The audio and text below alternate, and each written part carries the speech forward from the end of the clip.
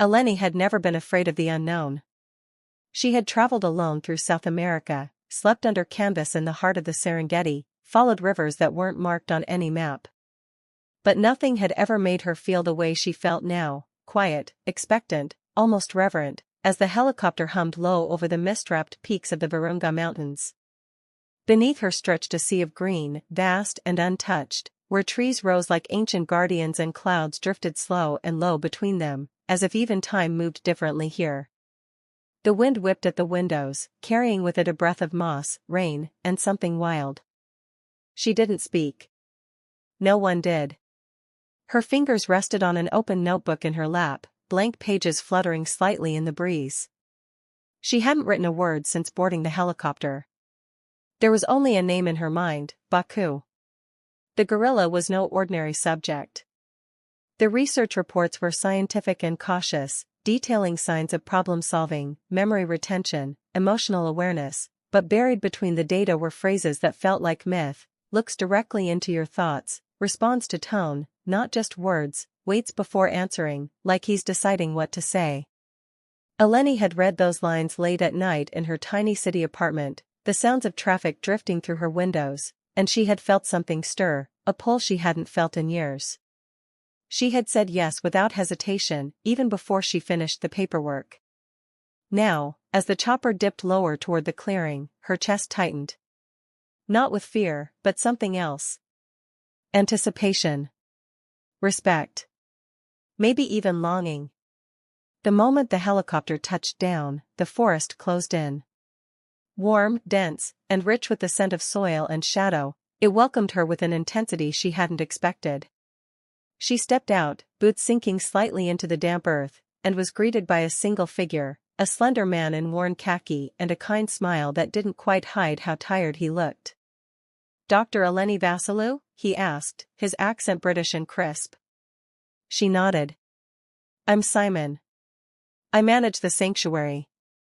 No handshakes. Just a nod, a gesture toward a narrow path leading into the trees.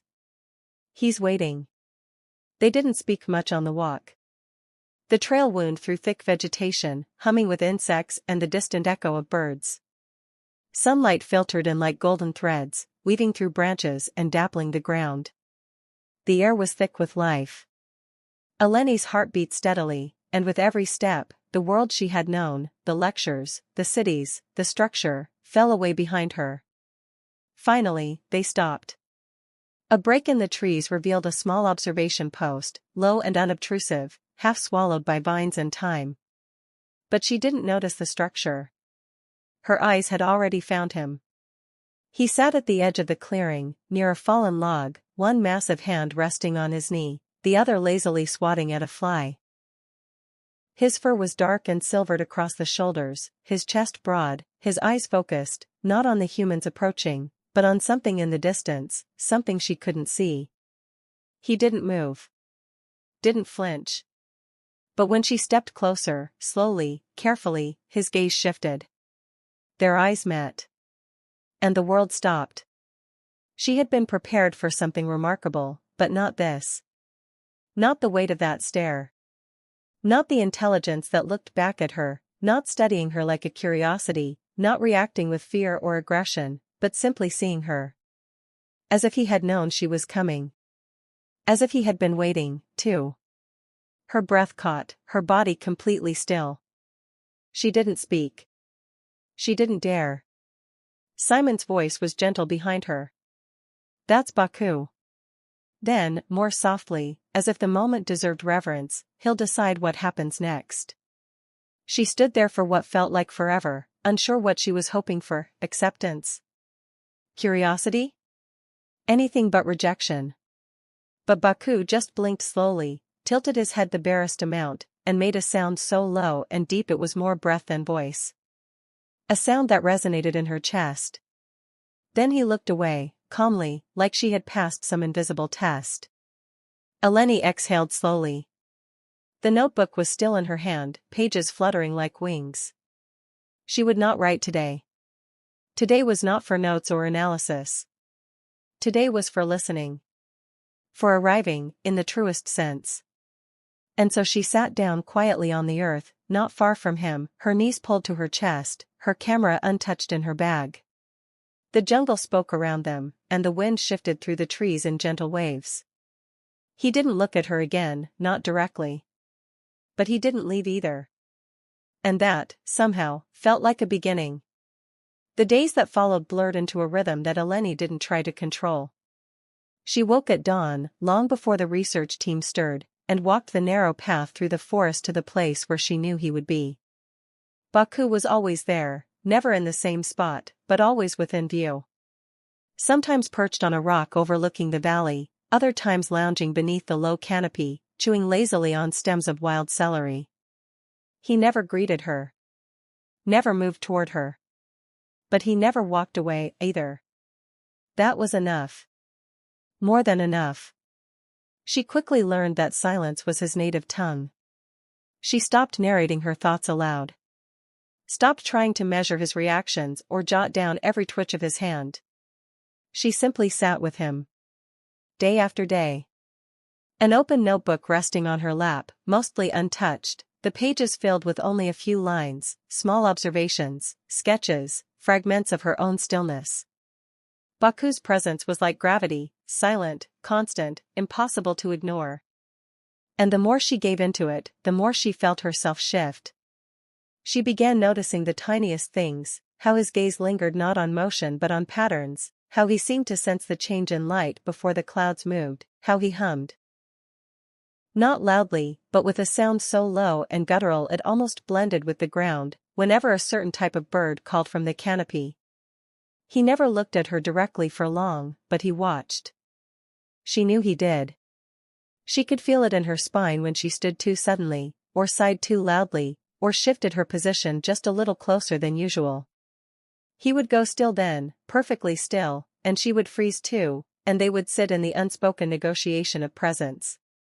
Always just enough to remain in one another's orbit, but never enough to close the distance. One afternoon, the sun filtered through the leaves in dappled waves, casting golden shapes across the clearing. Eleni sat beneath a tall fig tree, her back against the bark, sketching absent-mindedly in the corner of her notebook.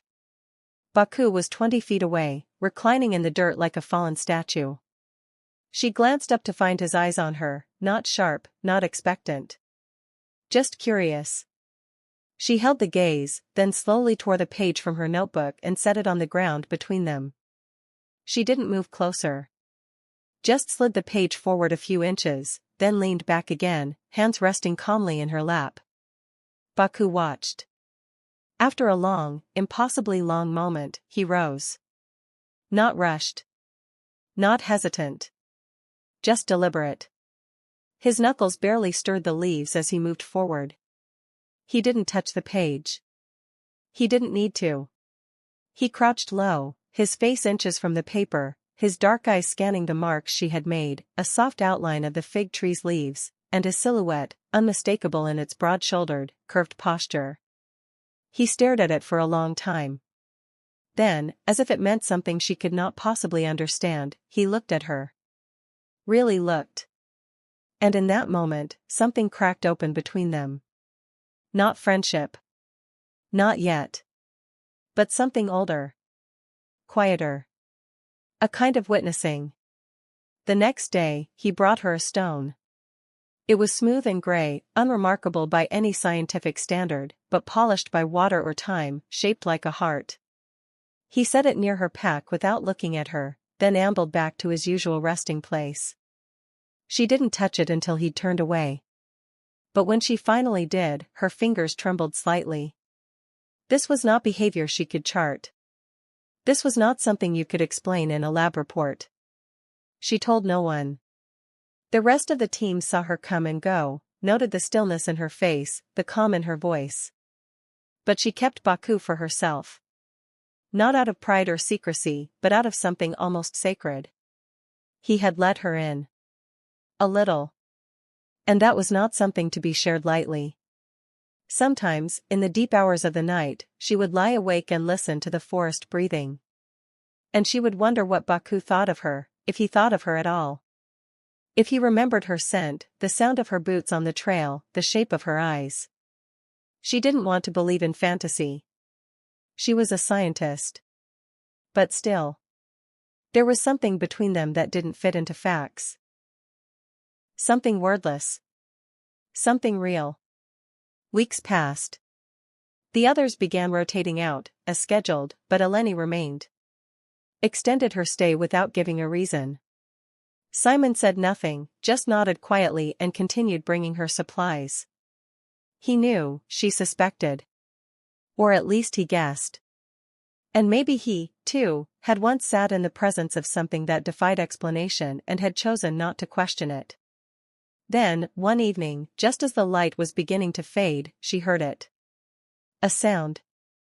Not a call, not a warning. A sound like breath and warmth and intention. Baku was humming again, but this time it was directed at her. She turned, and he was already watching. For once, she didn't look away.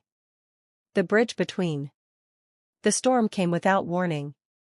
One moment the sky was still and wide above the canopy, pale blue with long streaks of soft light.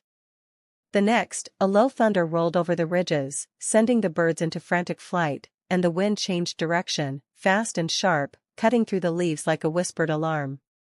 Eleni looked up from her notes, already feeling the shift in pressure, the sudden thickness in the air. She was 2 hours out from the base station, deep into the eastern ravine, where she had followed Baku earlier that morning. He often wandered this part of the reserve, and she had grown used to letting him guide the day. He moved like something born from the forest, silent even in his mass, vanishing behind vines and trees with impossible ease. She had no intention of trailing him too far, just close enough to be present, to let him feel that she was still near, still listening. But now, the clouds above had turned the color of steel, and the forest, so alive a moment ago, had gone quiet in anticipation. Baku, she called softly, scanning the undergrowth. We need to go. No response. Only the rustle of distant branches. Then came the rain. Not a drizzle, not even a steady patter, this was something heavier. Sheets of water poured through the trees, soaking her within seconds. Her shirt clung to her back, her boots squelched in the softening ground, and her notebook, her precious, half-filled notebook, was already too wet to save. Lightning forked in the distance, and she flinched. Baku, she called again, louder this time, panic beginning to rise. She turned in a circle, trying to get her bearings, but everything looked different in the downpour. Trails vanished. Familiar trees seemed suddenly foreign. The world had become a blur of green and gray. And then, through the curtain of rain, he appeared. He moved toward her from the left, dark and enormous, water running off his fur in rivulets. His eyes locked onto hers, not frightened, not angry. Just steady. Like he had known where she was the whole time. She let out a shaky breath and took a step toward him. Her boots nearly slipped on the muddy slope. Can you, she began, then laughed softly at herself. She was asking a gorilla for directions. But Baku turned and began walking uphill, motioning with one large hand. Not beckoning, exactly, but leading. Eleni followed without hesitation. They walked in silence, the only sound the roar of rain and the occasional crack of thunder. It was hard going, the path was slick, and the incline steep, but Baku paused often, checking behind him, watching as she clambered over roots and held onto branches for balance. After nearly 20 minutes, they came upon a rocky outcrop, partially shielded by an overhanging cliff and thick ferns. It wasn't much, but it was dry. Eleni collapsed onto the ground, breathless, soaked through, and trembling. She wasn't afraid anymore, just exhausted. Baku remained at the edge of the shelter, half inside, half out, letting the rain pour over his massive shoulders. He watched the storm like it was something familiar to him, something he understood. Eleni watched him. She had never felt so small, so human. In the city, she was considered strong. Resilient. But here, with her legs scraped from the climb, her hair plastered to her face, her notebook destroyed, she felt something different. She felt raw. I don't know what I'm doing, she whispered aloud. It wasn't meant for him, but he turned his head slightly, acknowledging her voice. She smiled despite herself. I came here to study you. To observe. But every time I try to write something down, it feels wrong. Like it can't be translated. Baku blinked slowly.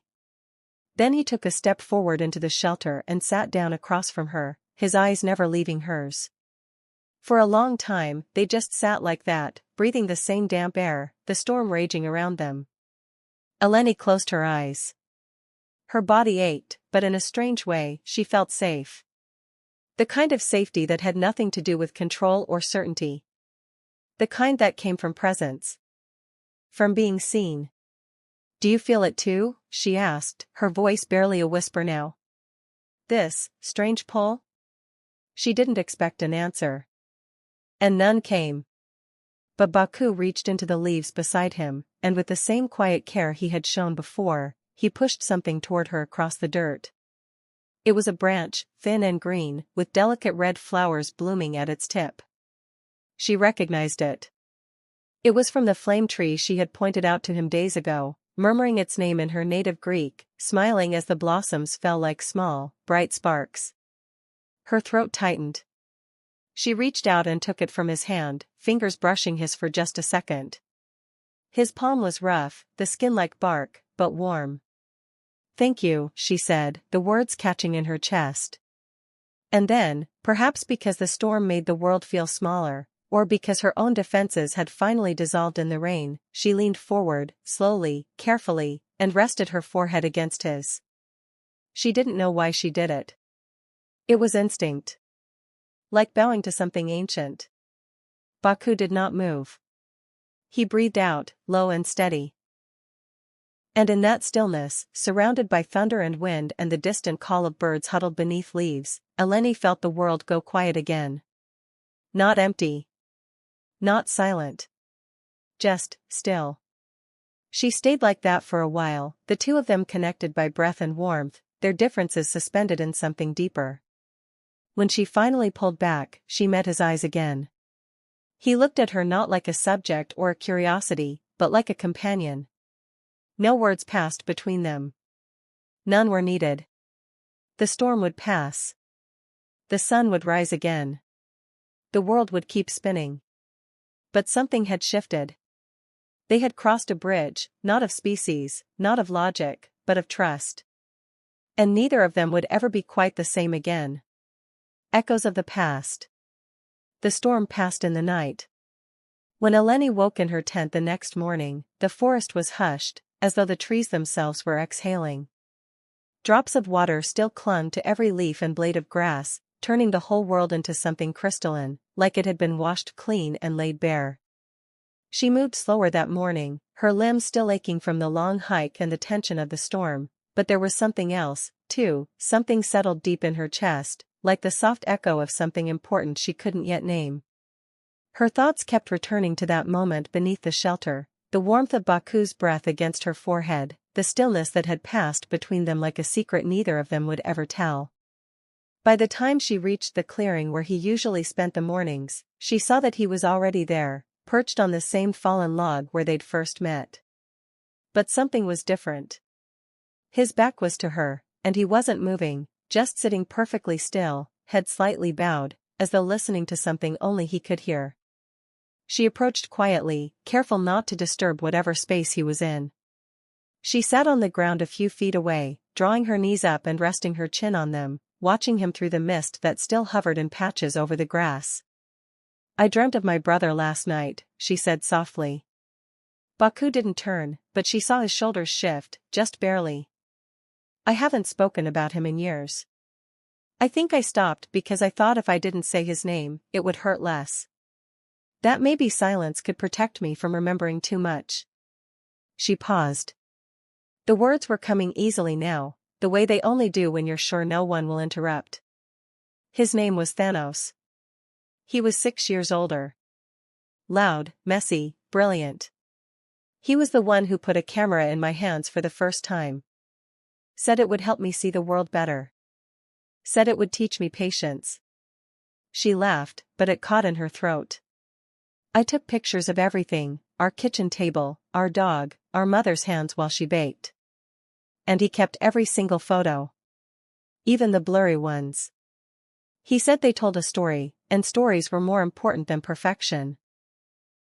The mist was lifting now, and sunlight spilled gently over the clearing. He died the summer before I turned 21. Car accident. Drunk driver. I was in the middle of photographing a wedding when I got the call. I never picked up my camera again without thinking of him. Baku turned his head slightly, just enough that she could see the curve of his jaw, the way his breath moved through his chest. I think part of me has always been waiting for someone to look at my work the way he did, she said. Like it meant something. Like I meant something. She wiped her eyes with the back of her hand, not bothering to hide it. When she looked up again, Baku was watching her. But this time, his eyes held something different. Not curiosity. Recognition. She didn't know what memories lived in him. Couldn't pretend to understand the world he came from before the sanctuary, before the researchers, before Simon and his careful kindness. But she knew, without a doubt, that he carried weight too. A quiet ache behind those deep, searching eyes. An echo of something lost. She stood and stepped toward him slowly, not to touch, not to intrude, but to be close. And then, with the same slow grace that always startled her, Baku rose and turned toward the far side of the clearing. Without a sound, he began to walk. Eleni followed.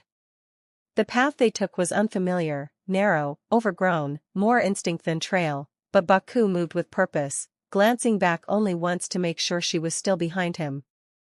They walked for nearly half an hour, the forest thickening, the light changing. Finally, they reached a low ridge, just beyond a thicket of flowering vines. And there, nestled between two great stones, was a circle of objects. Rocks. Leaves. Sticks arranged in patterns. Smooth bones, carefully cleaned.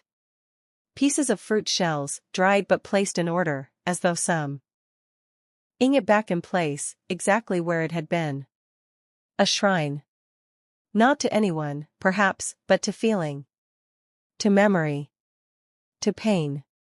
To connection. She didn't speak. Didn't need to.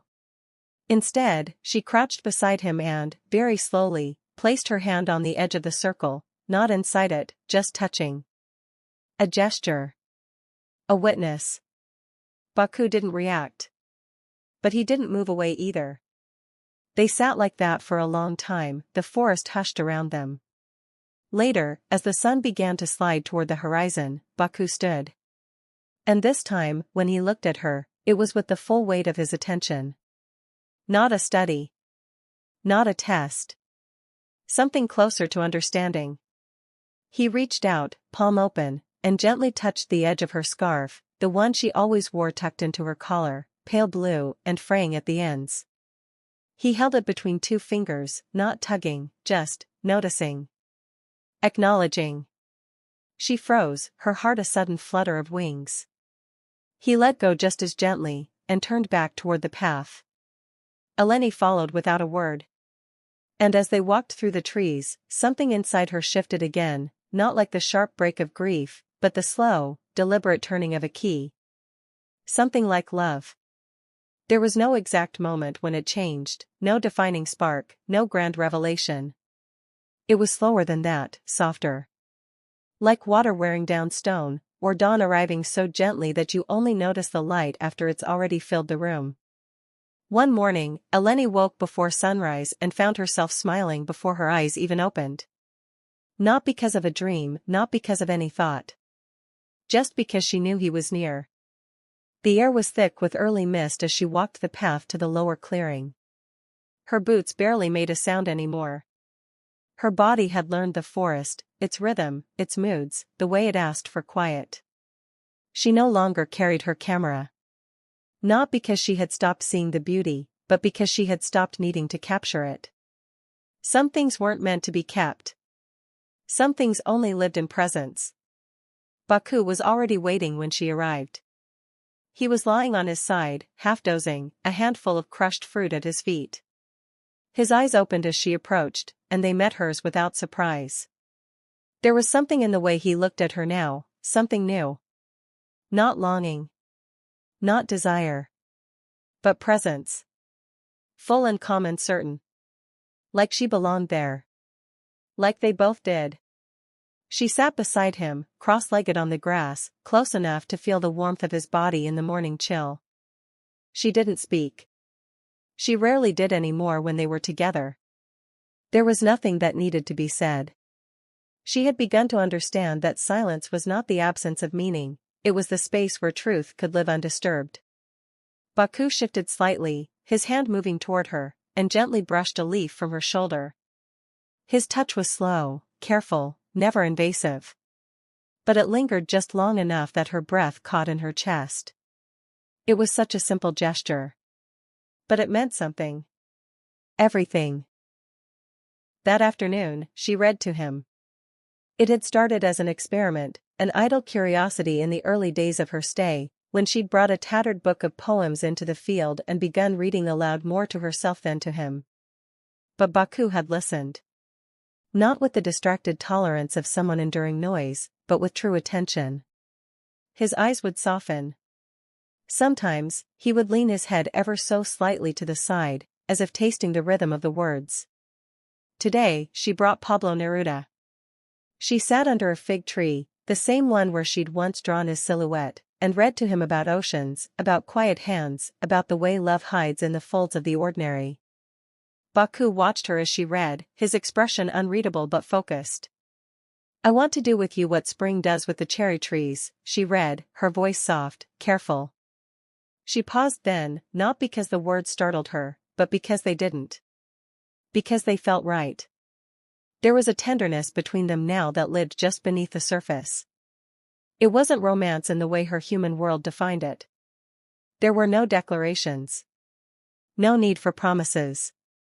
But there were moments that hummed with something deeper.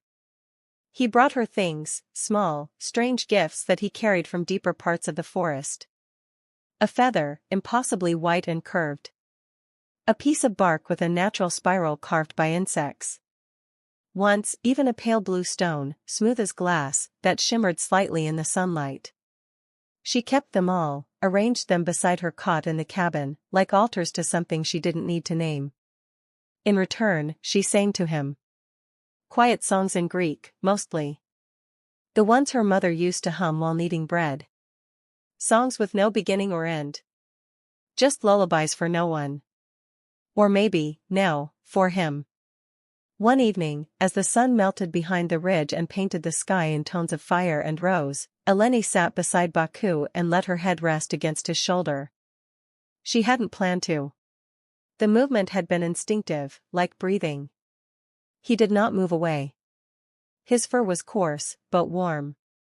He was still, utterly still, except for the rise and fall of his breath, and the faint, almost imperceptible sound he made when he exhaled, a low, peaceful hum. They sat like that until the light disappeared completely and the forest shifted into night. Back at the research station, no one asked questions anymore. Simon had long since stopped pretending he didn't notice her late returns or the way she seemed lighter, more certain, every time she came back from the forest. Once, over dinner, he had looked at her with a small, knowing smile and said, "Whatever it is you've found out there, don't let the world take it away from you." She had only nodded. Because she knew exactly what he meant. It wasn't just the connection. It wasn't even Baku himself. It was what he allowed in her. What he reflected back. He had become a mirror of her own capacity. For stillness, for listening, for feeling something immense without the need to control it. It was, in a way she had no language for, a kind of love. Not the kind she had once imagined. Not the kind with kisses and whispered plans. But something perhaps even more intimate, a complete surrender to presence. To being with another soul in the purest, quietest form. She didn't know what it meant. Or where it would lead. She didn't need to. All she knew was this: when she was near him, she felt more alive than she had in years. And when she looked into his eyes, she didn't see a creature. She saw someone who knew her. The departure. It was the kind of morning that looked like any other. The sky was pale, cloudless, the wind warm but restless. Birds called in the distance. Leaves rustled overhead. Nothing about the world said goodbye. And yet, as Eleni folded the last of her clothes into her duffel bag and zipped it shut, the finality of the moment pressed on her chest like a stone. Her time at the sanctuary had come to an end. The original plan had been for 6 weeks. She had stayed for nearly 5 months. No one questioned her anymore. Simon had quietly arranged for her extensions, resupplied her cabin, updated the research logs himself. They all saw it. The difference in her. The way she moved more slowly now, more deliberately. The way she listened before she spoke. The way she returned from the forest each evening with eyes full of something she never explained. She hadn't told Baku yet. Not with words, at least. But he knew. Of course he knew. The past 3 days, he had stayed closer than usual. He followed her movements with unusual attention. He brought her a single green fig one morning, placed it beside her pack, then sat down and didn't move for hours. When she sang, he drew nearer. When she was quiet, he matched her stillness. There was no change in behavior that could be quantified or studied, but in the space between them, the knowing had shifted. He felt the ending coming. Now, with her bag on her shoulder and the sun already warming the treetops, Eleni walked the trail toward the clearing one last time. Her boots crunched gently against the earth. Her heartbeat was slow and loud in her chest. She found him where she always did, waiting. Sitting near the edge of the fig tree grove, his back to the wind, his eyes already on her. For a moment, neither of them moved. Then, slowly, she walked to him, dropped her bag, and sat down in the grass like she had done every day for months. "I leave tomorrow," she said softly. Baku didn't react. But his gaze didn't shift. "I don't want to," she added, her voice cracking at the edges. The forest answered in wind and birdsong. "I have to go back. It's not just the grant. It's life. The rest of it. People I love. Responsibilities I can't run from forever." She looked down at her hands. They were dirty, her fingernails lined with soil. She had never felt more herself than she did now. Messy, honest, whole. "I don't know how to explain you to anyone. And I don't know if I want to." Finally, he moved. Baku leaned forward, slowly, his massive form folding gently toward her. He reached out, not quickly, not dramatically, but with the same tenderness he always carried. His fingers brushed the side of her face, resting for just a second near her jaw. The weight of his touch was feather-light, but it held everything. All of it. She closed her eyes, a tear slipping down her cheek. When she opened them again, he was watching her the way he had on the first day, with full presence. With quiet choice. She reached into her bag and pulled something out, a small piece of cloth, faded blue. Her scarf. The one he had once touched so carefully. She pressed it into his hand, folding his fingers around it. "I want you to have this," she whispered. "It's nothing, I know. But it's part of me." He didn't look at the scarf.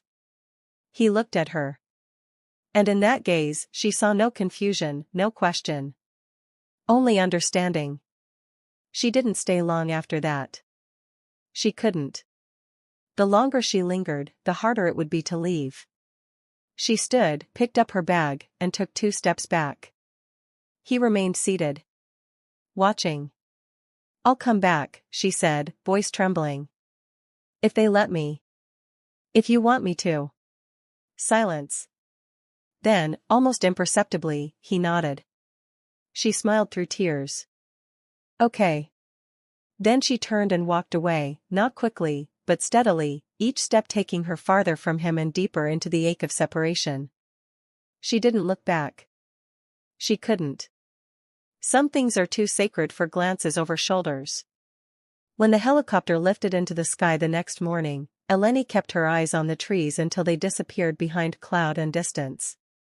Her heart ached, yes, but it didn't feel empty. It felt full.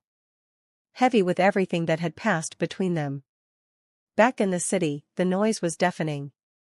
Traffic. Sirens. Voices talking without listening. She moved through it like someone wading through water, slow and distant. Friends hugged her. Her mother cried. Her colleagues wanted stories. She gave them pieces. Enough to satisfy. But never the whole truth. That truth lived elsewhere. Weeks passed. Then months. She began printing photographs again, not of Baku, but of the forest. Of hands, and branches, and light filtering through the canopy. She hung them in her studio. She gave one to Simon, who wrote to say Baku was well. That he still carried the scarf sometimes. That he sat in the clearing every morning, just as he had before. Waiting. Years later, when her name appeared beside a gallery show in Athens, Stillness and Wildness, Reflections from Virunga, someone asked her what the centerpiece image meant. A silhouette of a figure beneath a tree, surrounded by golden light. She smiled. It's a love story, she said. And that was all she said.